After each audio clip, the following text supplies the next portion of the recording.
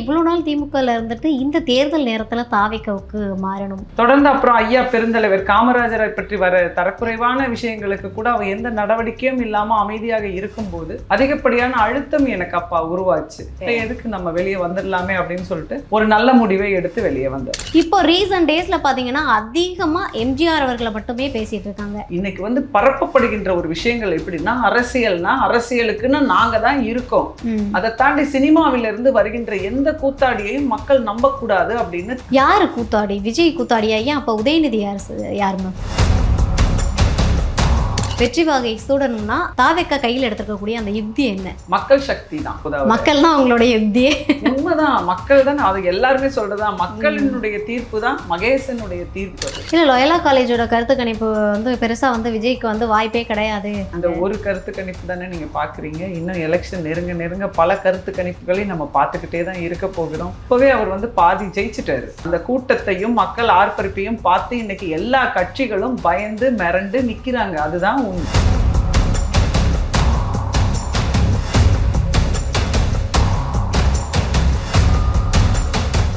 பெருந்தலைவர் ஐயா காமராஜரின் பேத்தியும் தற்போது தாவேக்காவில் புதிதாக இணைந்திருக்கக்கூடிய தாவேக்கா நிர்வாகி மயூரி தான் நம்ம கூட இருக்காங்க. வாங்க அவங்க கூட சேர்ந்து நிறைய விஷயங்கள் பேசலாம். மேம் வணக்கம். வணக்கம். எப்படி மேம் இருக்கீங்க? நலம், மிக்க நலம். Super ma'am, super. அதாவது நீங்கள் தாவேக்காவில் ஜாயின் பண்ண உங்களோட அந்த பயணம் குறித்து பேசலாம் தொடர்ந்து.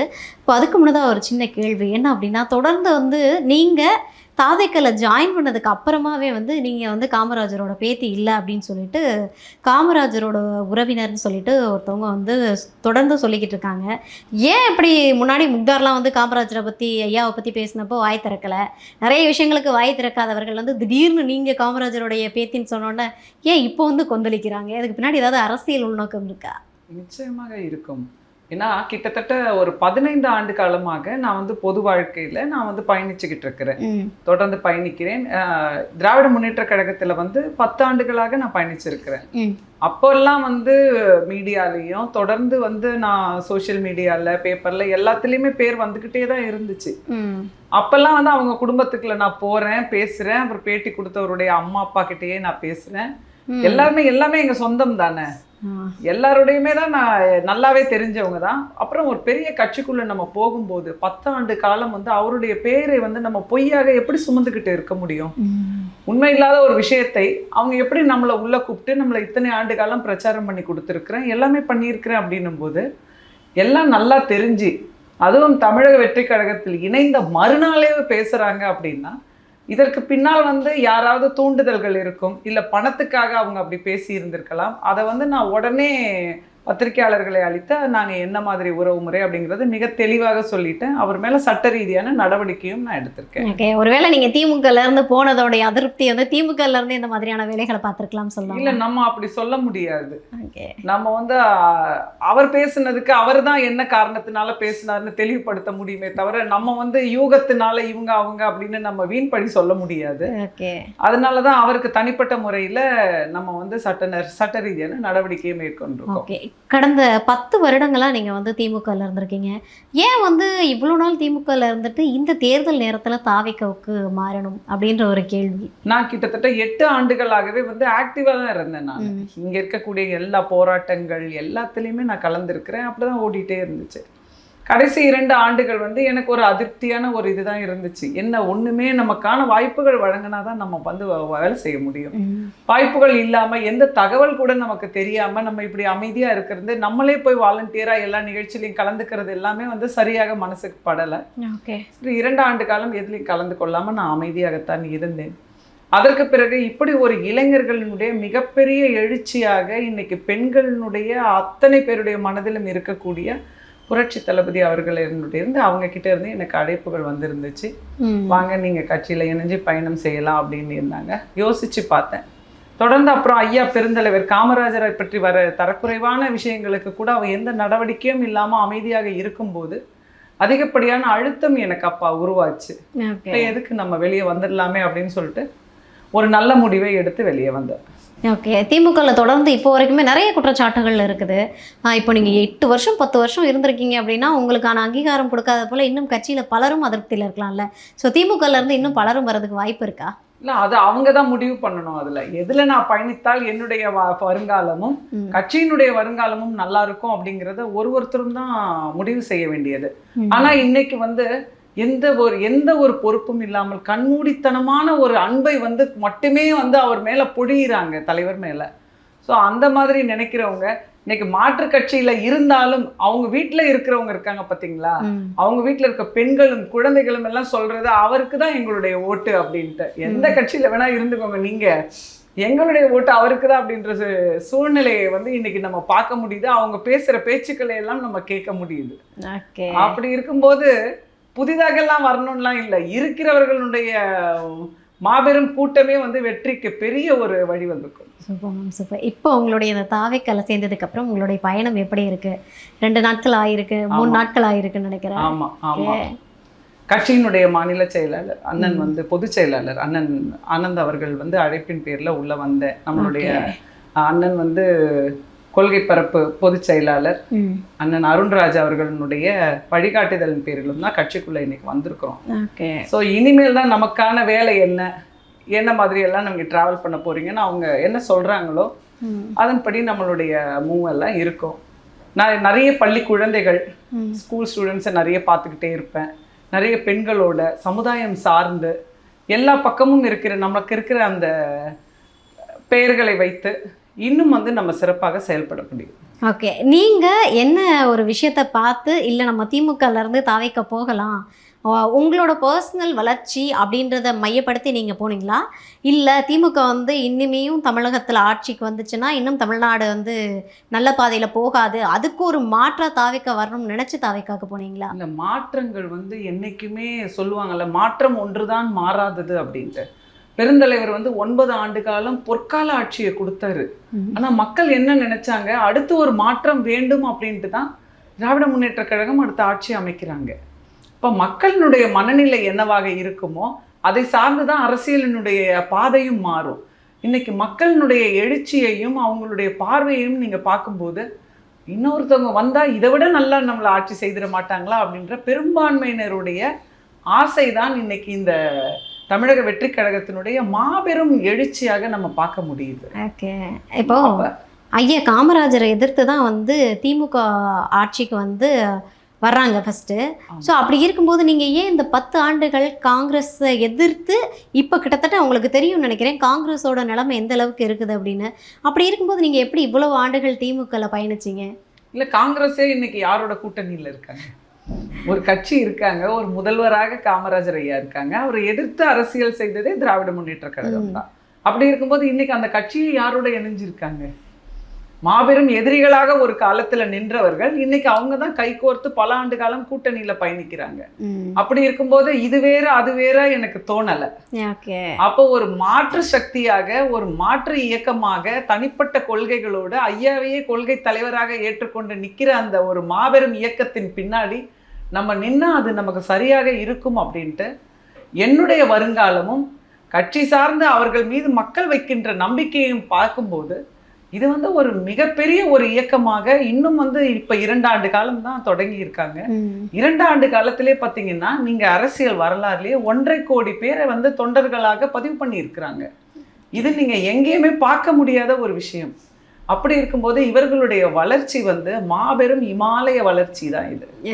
அது மக்களுக்கும் மக்களோடு இருக்கும் எனக்குமே வந்து அது நன்மையை தான் பயக்கும். ஓகே, கொள்கை தலைவராக காமராஜர் ஐயா வச்சிருக்காங்க. சரி, தொடர்ந்து வந்து விஜய் அவர்கள் இங்கே சமீப காலமாக பார்த்தீங்க அப்படின்னா எந்த இடத்துலையுமே வந்து ஐயா காமராஜரை போல ஒரு நல்லாட்சியை நான் கொடுப்பேன்னு எந்த இடத்துலையும் சொல்ல மாட்டேங்கிறாங்க. தொடர்ந்து நான் முதல்ல எம்ஜிஆரை போல ஒரு ஆட்சி கொடுப்பேன், எம்ஜிஆரை வந்து வழி நடத்துகிறேன், எம்ஜிஆரோட கொள்கைகளை நான் முன்னிறுத்துறேன் அப்படின்னு சொல்லிட்டு இப்போ ரீசன்ட் டேஸில் பார்த்தீங்கன்னா அதிகமாக எம்ஜிஆர் அவர்களை மட்டுமே பேசிகிட்டு இருக்காங்க. இதுலேருந்து என்ன தெரியுது அப்படின்னா கொள்கை தலைவர்கள் ஒருத்தரவங்களை வச்சுருந்தாலும் அவங்களோட பாதை பயணம் முழுக்க முழுக்க எம்ஜிஆரை பேஸ் பண்ணியே போயிட்டுருக்கோன்னு தானே தோணுது. இல்லை, இப்போ வந்து கொள்கை தலைவர்களாக அறிவிச்சிட்டாங்க. இவர்களுடைய கொள்கையில இருந்து ஒண்ணு நாங்க கண்டிப்பா எடுப்போம், இவங்க தான் எங்களுடைய தலைவர்கள் அப்படின்னு சொல்லியாச்சு. எம்ஜிஆர் ஏன் மீண்டும் மீண்டும் அவர் சொல்லிக்கிட்டு இருக்காரு அப்படின்னும் போது கூத்தாடிக்கிட்ட நாடு போயிடக்கூடாது. இன்னைக்கு வந்து பரப்பப்படுகின்ற ஒரு விஷயங்கள் எப்படின்னா அரசியலுக்குன்னு நாங்க தான் இருக்கோம், அதை தாண்டி சினிமாவிலிருந்து வருகின்ற எந்த கூத்தாடியையும் மக்கள் நம்பக்கூடாது அப்படின்னு திரும்ப திரும்ப அந்த வார்த்தைகளையும் அதை அழுத்தமாக பதிய வைக்கும் போது இல்லை, சினிமா துறையிலிருந்து வந்தவர் தான் ஐயா எம்ஜிஆர் அவர்கள். அவர்கள் எப்படிப்பட்ட ஆட்சியை கொடுத்தாரு, இன்னைக்கு வரைக்கும் மக்கள் மனதில் எப்படி நின்றுக்கிட்டு இருக்காருன்னு தெரியும். ஸோ வந்து அதனால அதை திருப்பி திருப்பி அவங்க பேசுறாரு.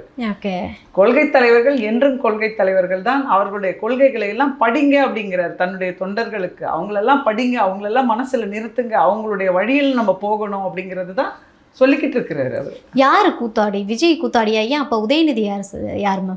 அதனால தான் சொல்றேன், இன்னைக்கு அரசியலுக்குள்ள வரணும் அப்படின்னா ஒரு 4-5 படம் நடிச்சு மக்களுக்கு மனசுல வந்து நம்ம அப்படியே முகத்தை பதிய வச்சிடணும் அப்படிங்கிறத ஒரு ஷார்ட்கட்டா பாக்குறாங்க. இப்ப 10 ஆண்டு காலம் நான் திமுகல பயணிக்கிறேன் அப்படின்னா நிறைய பேருக்கு என்னுடைய முகம் பரிச்சயம் இல்லாம தான் இருக்கும். ஆனா அந்த சினிமா துறையை சார்ந்து ஒருத்தவங்க வராங்க அப்படின்னா அது எல்லாருக்குமே ஒரு தெரிஞ்சு இருக்கும் அப்படின்ட்டு தான் சினிமா துறையில அவங்கள படம் எடுத்து அவங்கள மக்கள் மனசுல கொண்டு சேர்த்து திரும்பி இதுக்குள்ள வராங்க. அவங்களே பேசுவது அப்படிங்கிறது அதுதான் அரசியல். இப்போ இந்த 2026ல் தமிழக வெற்றி கழகம் தேர்தலை சந்திக்க போகுது, வெற்றி வாகை சூடணும்னா தாவேக்கா கையில் எடுத்துக்கக்கூடிய அந்த யுக்தி என்ன? மக்கள் சக்தி தான். மக்கள் சக்தி தான், வேற எதுவுமே நீங்க பண்ண வேண்டாம். இன்னைக்கு இருக்கிற இத்தனை தொண்டர்களும், இத்தனை ரசிகர்களும், இத்தனை தாய்மார்களும் அவருக்கு ஓட்டளிச்சாலே அதுதான் உட்கார வைக்க போதா. மக்கள் தான் அவங்களுடைய யுக்தியே. உண்மைதான், மக்கள் தான். அது எல்லாருமே சொல்றதா, மக்களினுடைய தீர்ப்பு தான் மகேசனுடைய தீர்ப்பு. அப்படின் போது அவங்களே அவர் பக்கம் இருக்கும்போது மற்றதை பற்றி அவர் எதுக்கு யோசிக்கணும்? கண்டிப்பாக கண்டிப்பாக. இப்போ நீங்கள் வந்து தேர்தல் அறிக்கை குழுவில் வந்து விஜய் அவர்கள் வந்து வெளியிட்டிருந்தாங்க. 12 பேர் கொண்ட அந்த குழுவில் நீங்களும் இடம்பெற்றிருக்கிறீங்க.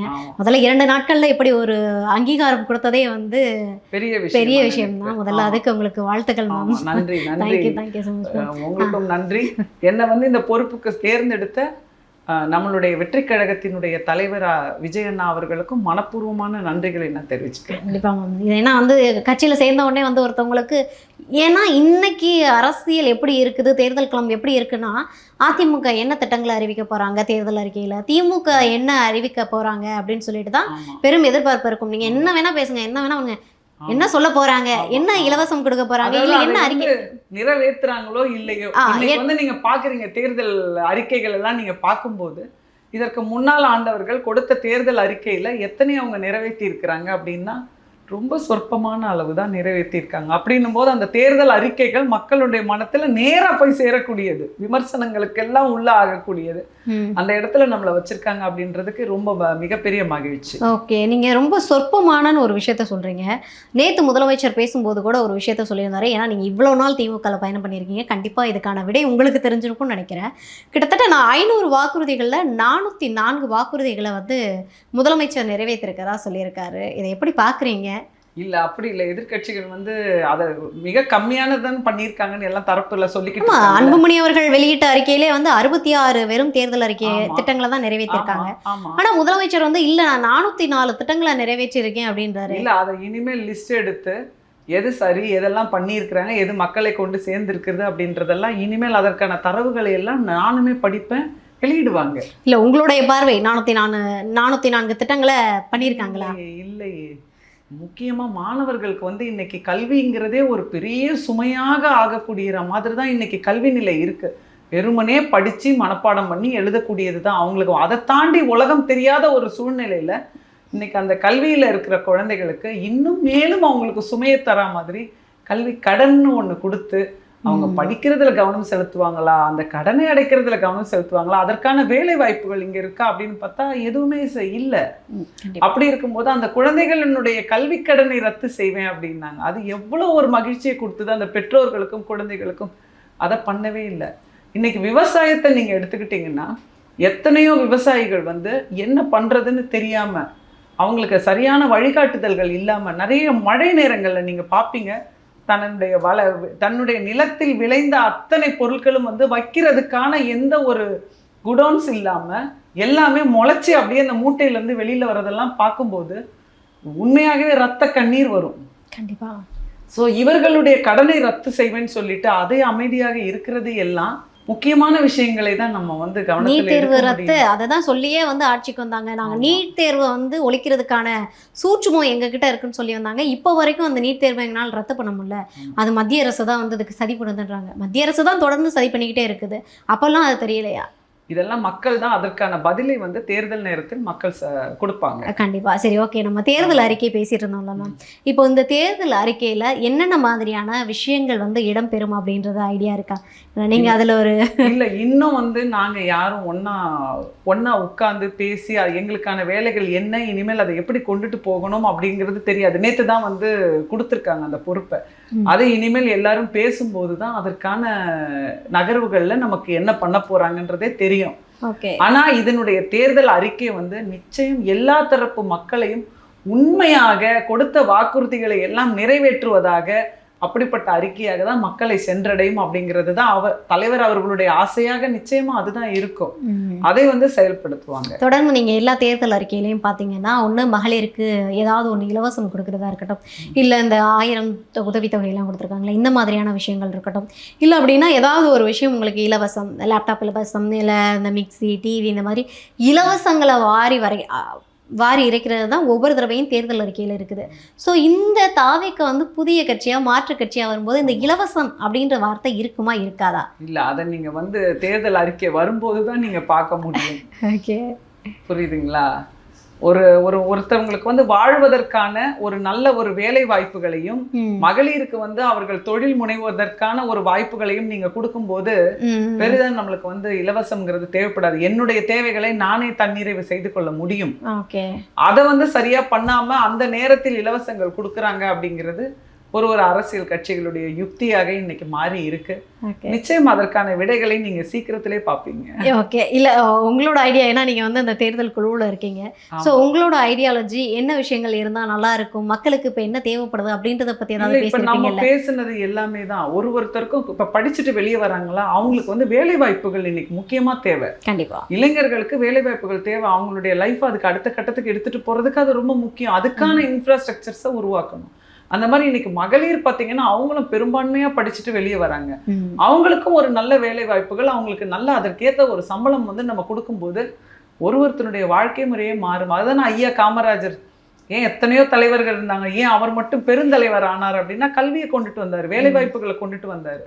அந்த மாதிரி நிச்சயமா அதெல்லாம் வந்து அதற்கான கட்டமைப்புகளை உருவாக்குவதற்கான அறிக்கையாக இருக்கும். தொடர்ந்து வந்து எம்ஜிஆர் அவர்களை வந்து முன்னிறுத்தக்கூடிய தவைக்க தலைவர் விஜய் அவர்கள் வந்து காமராஜர் ஐயா கொண்டு வந்த மாதிரியான உணவு திட்டமாக இருக்கட்டும், இல்லை கல்வி திட்டமாக இருக்கட்டும், இது போன்ற திட்டங்களுக்கு வந்து முக்கியத்துவம் கொடுப்பாரு. நிச்சயமா கொடுப்பாரு. நிச்சயமா கொடுக்கறதுனால அவங்களுடைய திட்டங்கள் எல்லாம் பிடிச்சதுனால தானே அவங்கள ஒருத்தர் தலைவராக ஏற்றுக்கொள்ள முடியும். வேற வேற கட்சியை சார்ந்தவங்களாக அவங்களுடைய கட்சியினுடைய தலைவர்களாக இருக்கிறவர்கள் நம்ம எடுக்கிறோம் அப்படின்னா அவங்களுடைய ஏதோ ஒரு விஷயங்கள் மக்களுக்கு அது போய் எப்படி ரீச் ஆயிருக்குன்னு நினைச்சதுனால தான் அவங்க அதை எடுத்திருக்காங்க. ஸோ வந்து ஐயாவினுடைய நல்ல நல்ல திட்டங்கள் வந்து மீண்டும் தமிழகத்தில் உலா வரும் அப்படிங்கிறது தான் என்னுடைய ஆசையும். ஓகே, கண்டிப்பாக. இப்போது 2026 ஒருவேளை தாவேக்கா வந்து ஆட்சிக்கு வரல, விஜய் அவர்கள் முதலமைச்சர் ஆகலை அப்படின்னா அடுத்த கட்ட நடவடிக்கை என்னவா இருக்கும்?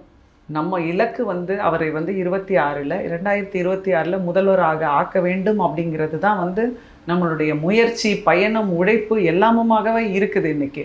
அப்படி இருக்கும்போது அடுத்த கட்டத்தை பற்றி நம்ம யோசிக்க வேண்டிய அவசியமே கிடையாது. அவருடைய தொண்டர்கள் எல்லாம் இன்னைக்கு பார்க்கும்போது நான் இல்லை, என் கூட சேர்ந்து 10 பேரையும் நான் எடுத்துட்டு வந்து ஓட்டு போடுவேன் அப்படின்ற மாதிரி மனநிலையில தான் இன்னைக்கு இருக்கிறாங்க. அப்படி இருக்கும்போது நமக்கு வெற்றி வந்து 100% உறுதியளிக்கப்பட்டது.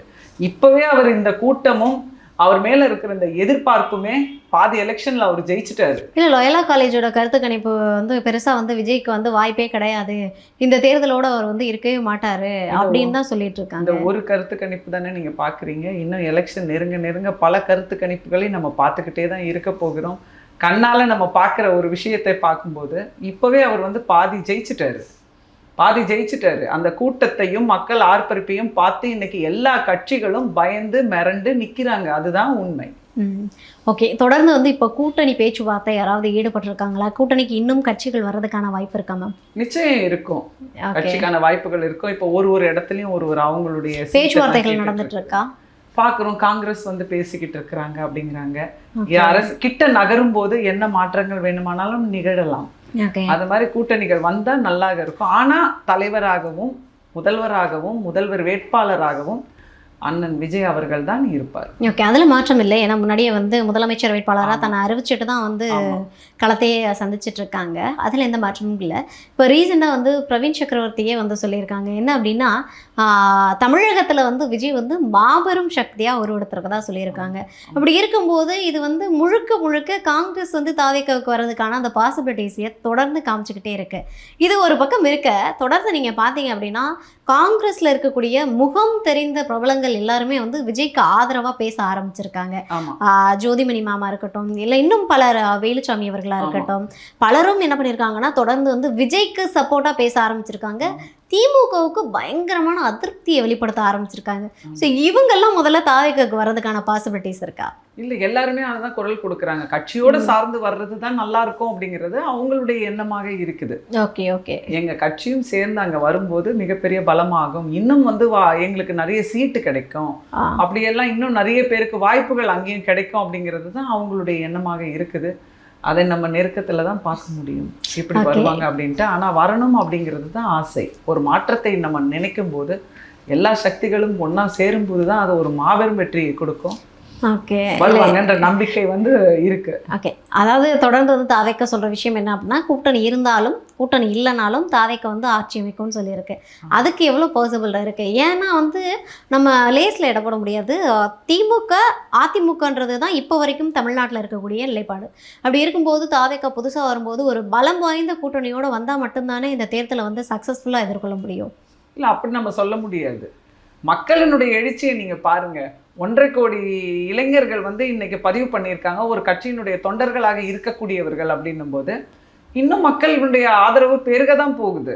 இன்னைக்கு பார்த்தீங்கன்னா நீங்கள் அந்த படத்தை எடுத்துக்கோங்க. இன்னைக்கு இந்த படம் வராதது தமிழகம் மட்டுமல்ல, இந்தியா மட்டும் இல்லை, எத்தனை நாடுகளில் அவருடைய ரசிகர்களும் தொண்டர்களும் ஒரு கொந்தளிப்பு மனநிலையில இருக்கிறாங்க. ஏன் இது மாதிரி நடக்குது, என்ன இதற்கு பின்னால் என்ன இருக்குது, அதாவது இதுதான் கடைசி படம்னு அவங்க சொல்லி இருக்கிறாங்க. ஸோ அப்போ எதிர்பார்ப்புகள் கூடி இருக்கிற இந்த நேரத்துல அவங்கள சுற்றி நடக்கக்கூடிய அரசியலை வந்து இன்னைக்கு ஒவ்வொரு ரசிகரும் வந்து கூர்ந்து கவனிக்கக்கூடிய சூழ்நிலை இன்னைக்கு இருக்குது. இந்த தடைகளை எல்லாம் பார்க்குறோம் நம்ம. அது வந்து என்ன ஆயிடுது, ஒரு நேரம் அதிகப்படியான இன்னும் மற்றவர்களையும் வந்து உள்ள இழுக்கக்கூடிய ஒரு விஷயமாக இன்னைக்கு அரசியல் பார்க்குறோம். என்ன நடக்குது, ஏன் இவருக்கு மட்டும் திருப்பி திருப்பி இவ்வளவு தொல்லைகளையும் இடைஞ்சல்களையும் அவருடைய ஒரு மூவுக்கும் அப்படி ஒரு தடங்கல்களை நிறுத்துறாங்களே அப்படிங்கறத வந்து நம்ம நல்லாவே பார்க்க முடியுது இன்னைக்கு அரசியல் எப்படி போகுது அப்படின்னு.